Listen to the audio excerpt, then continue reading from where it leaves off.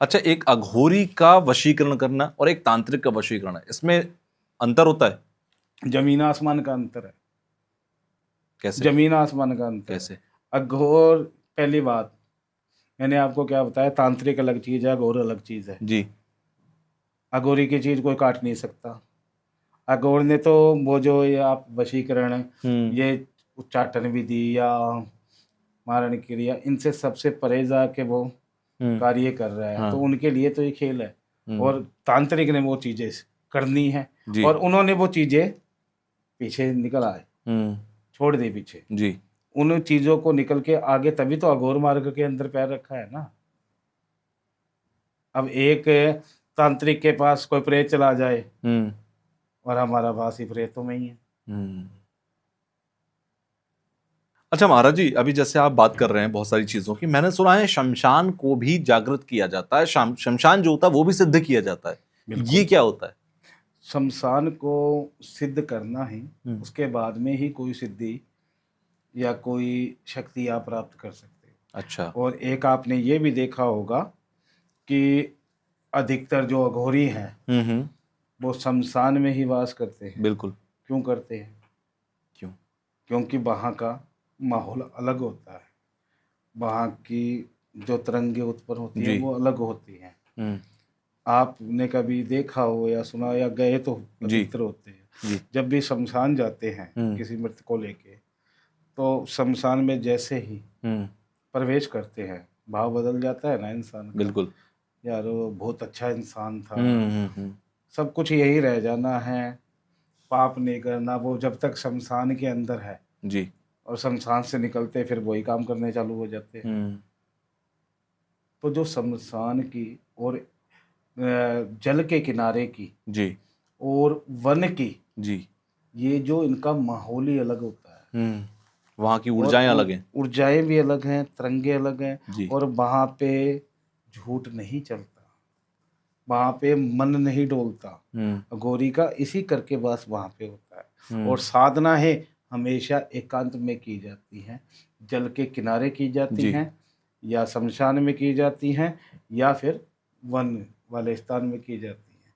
और शमशान की जो बात है, शमशान जिसने जागृत कर लिया ना, फिर वो आगे किसी भी चीज को प्राप्त कर सकता है। अच्छा, तो सबसे मतलब आप ये कह रहे हो कि सबसे पहले शमशान को सिद्ध शमशान करना ही को ही जरूरी होता है? साधना, शमशानी साधना कहते हैं, जी। उन्हीं को सिद्ध करना पड़ता है। क्योंकि वह तो वहां से निकलेगा ना। आप अपने घर पे बैठे पाठ कर रहे हो, हाँ। तो क्या दिक्कत है? शमशान में जाओ, वो भय ही तो है। भय से दूर होगे तभी तो किसी चीज को प्राप्त कर पाओगे। अच्छा, ऐसा भी होता है कि शमशान के अंदर मौजूद जो ताकतें हैं, सिद्धियां हैं, शक्तियां हैं, वो आपको वो सब करने से रोकती हूँ? बिल्कुल रोकती हैं। आपने भी ये सब अनुभव किया होगा, रोका बहुत होगा? ज्यादा। किस जब तरह से कोई रोकती भी हैं वो? आप सिद्धि को प्राप्त करते हो ना, तो पहली बात तो बिना गुरु के कोई भी सिद्धि प्राप्त ना करें। अच्छा। दूसरी बात, अगर ये कोई सिद्धि प्राप्त करते हो तो एक घेरा बनाना पड़ता है। चाहे शमशान जगा लो, चाहे कोई भी सिद्धि प्राप्त कर लो, घेरा बनाना पड़ता है। उसके अंदर जैसे सिद्धि आप प्राप्त करोगे तो वो कई रूप बदलेगी। कई जो नेगेटिव ऊर्जा है जी।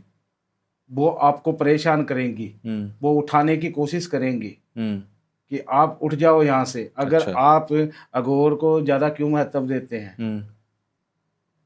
इसी करके तो महत्व देते हैं। अब शमशान में आप अपने घर पे बैठे हो, आपके ऊपर कोई आ जाए तो परेशानी होती है ना। बिल्कुल। वैसे ही जैसे अघोर किसी को परेशान नहीं करते हैं, शमशान में रहना के यानी कि कोई भी चीज को सही चलना। जैसे मान लो आप शमशान के पास से निकले हो, जी। वैसे तो शमशान की एक कोई भी बाउंड्री वगैरह होती है, उसमें से कोई भी चीजें अधिकतर बाहर नहीं निकलती है। जी। जो खुले शमशान होते हैं वहां से ही चीजें किसी के पीछे ज्यादा लगती है। शमशान जैसा पवित्र स्थान कहीं नहीं है। और आपने महसूस भी किया, मैंने बताया ना कि वहां पे कभी भी चले जाओ, आपका मन और भावी वो चेंज हो जाएगा। तो हम किसी के स्थान पे जाके उनको काबू में करते हैं। जी। और वहाँ पे अच्छी चीज़ें भी होती हैं, बुरी चीज़ें भी होती हैं। तो बुरी चीज़ों से रोकने का मार्ग तो बनेगी। बिल्कुल। और जिसने शमशान साधना की है जी। उसके बाद में ही सारे काम करने पड़ते हैं, हम्म। बाद में ही कोई चीज़ों की तरफ आगे बढ़ना पड़ता है। हम्म। अच्छा, कहते हैं कि जहां पर ये सारी चीजें होती हैं वहां पर, मतलब जहां भी भगवान होगा वहां पर ये प्रेत और बाकी की चीजें नहीं होती हैं, जितना मैंने सुना है। बिल्कुल। क्या शमशान के अंदर भगवान का की शक्तियां होती हैं, वो चलती हैं? तो जो प्रेत है जी। वो किसके गण हैं? श्री भोलेनाथ के तो है। अच्छा। प्रेत है, तो आपने कभी देखा भी है, पढ़ा भी है। बिल्कुल, भगवान तो शिव के ये सब गण भोलेनाथ हैं। के तो गण हैं। तो वो एक स्थान होता है, और जो ये गलत चीजें लगती हैं जी, जिनकी जो मुक्ति गलत, नहीं होती, बिल्कुल। ठीक है, ये किसी को परेशान करती है, तो उनको वहां पे वास नहीं मिलता, तभी तो परेशान करती हैं। अगर उनको वहां पे वास मिल जाएगा तो परेशान करेगी क्यों? अच्छा, जैसे चौराहे, कई बार हम सुनने में आता है कि भाई इस व्यक्ति के ऊपर कोई प्रेत है, चौराहे से लग गया, शमशान के आगे से गुजर रहे थे, कब्रिस्तान के आगे से गुजर रहे थे, कि साथ लग गया, वो कौन होते हैं फिर? जैसे किसी की अकाल मृत्यु हो जाती है, एक्सीडेंट से हो गई जी। या किसी ने मार दिया या कोई दुश्मनी इसकी वजह से, जी। तो वो जब वो कई जो समझदार होते हैं ना, तो वो तो उनकी पूरी क्रियाएं करवाते हैं। जी। वो मृत्यु चाहे किसी वजह से हो, हाँ। वो उनकी पूरी क्रियाएं करवाते हैं, उनके सारे रास्ते खोलते हैं। और कई जो लालची लोग हैं वो नहीं करवाते, उनको सिर्फ धन की पड़ी रहती है। जी, बिल्कुल। तब वो जब चीज़ें भटकती रहती है, जब उनका समय आता है उस मार्ग में जाने का, जहाँ पे उनको जी। जाना चाहिए, जी। उससे पहले वो इसी कई चीज़ें तो ऐसी भी हैं प्रेत आत्माएं जो उस चीज़ को पाने के लिए किसी को परेशान करती है। अच्छा।